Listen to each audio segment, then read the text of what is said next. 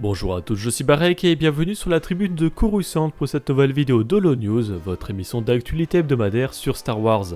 La semaine dernière, Ahsoka a obtenu un label récompensant la représentation des femmes, le remake de Knights of the Old Republic a eu droit à un yo-yo médiatique, Rick McCallum a été annoncé pour un masterclass, et des couvertures de comics pour les 10 ans de Rebels ont été révélées. La promotion de la série Ahsoka se poursuit avec une nouvelle affiche officielle inspirée de l'épisode 6 avec Thrawn, Bailan Skoll, Shin Hati, Morgan Elsbeth, les Grandes Matriarches, les Night Troopers, les Naughty et les Maraudeurs de Peridea. Et comme pour toutes les semaines, nous avons eu droit à une nouvelle affiche de personnages avec le droïde de protocole C3PO. Pour accompagner les affiches, un extrait de l'épisode 7 d'Ahsoka a été révélé sur YouTube montrant Sabine Wren, Ezra Bridger et les Naughty face aux Maraudeurs de Peridea.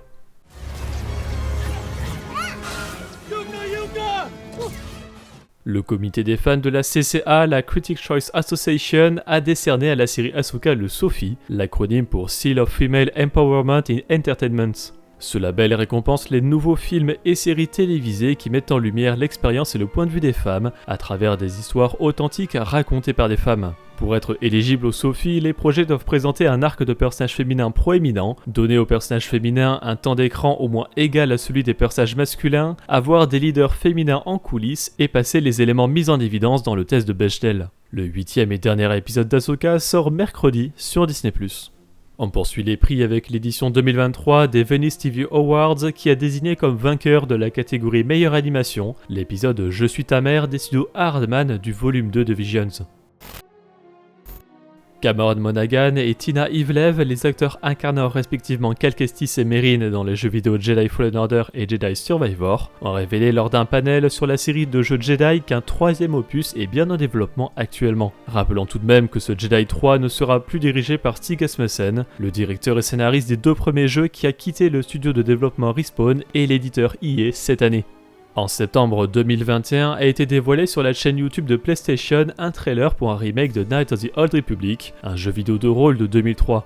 Le remake a été annoncé être développé par le studio Aspyr avec comme promesse une refonte des graphismes et du gameplay. Cependant, dès juillet 2022, le média Bloomberg avait dit qu'Aspyr avait du mal sur ce projet et qu'il ne sortirait pas avant 2025 alors que 2022 était l'année visée à l'origine. Et peu de temps après, en août 2022, KOTOR Remake a changé de développeur, passant d'Aspyr Media à Saber Interactive. Mais plus récemment, en mai, un rapport d'Embracer Group, la société qui possède Aspyr et Saber, montrait que KOTOR Remake était toujours en développement sans avoir particulièrement plus d'informations.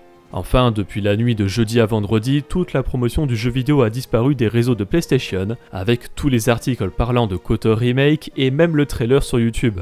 Rien n'est encore officiel, mais cela sent très mauvais pour la sortie du jeu vidéo. Mais suite à cette suppression, un porte-parole de Sony a répondu aux médias Kotaku que ces retraits sont une question de licence. Je cite, « Dans le cadre de nos activités normales, nous retirons de la liste tous les actifs contenant de la musique sous licence lorsque les licences expirent. » La suppression du trailer ne serait donc pas spécifiquement un signe de l'annulation du remake, mais nous n'avons toujours aucune nouvelle sur l'avancement du projet.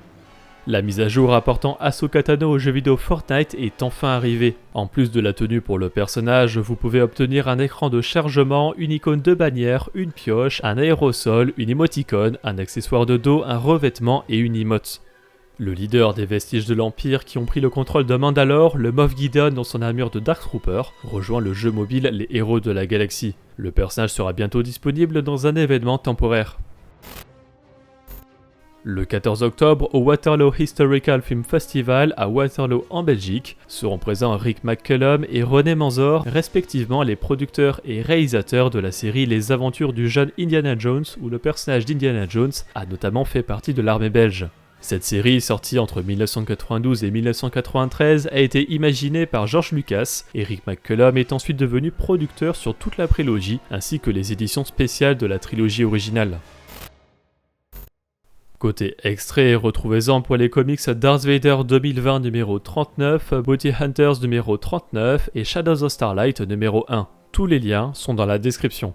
Et retrouvez également des couvertures alternatives pour Star Wars 2020 numéro 41, Star Wars 2020 numéro 42, Star Wars 2020 numéro 43, Star Wars 2020 numéro 44, Star Wars 2020 numéro 45, Darth Vader 2020 numéro 40 sur le jour de la vie, Darth Vader 2020 numéro 42, Darth Vader 2020 numéro 43, Darth Vader 2020 numéro 44 et Darth Vader 2020 numéro 45 sur les 10 ans de Rebels, ainsi que Shadows of Starlight numéro 2 et The Mandalorian Season 2 numéro 5.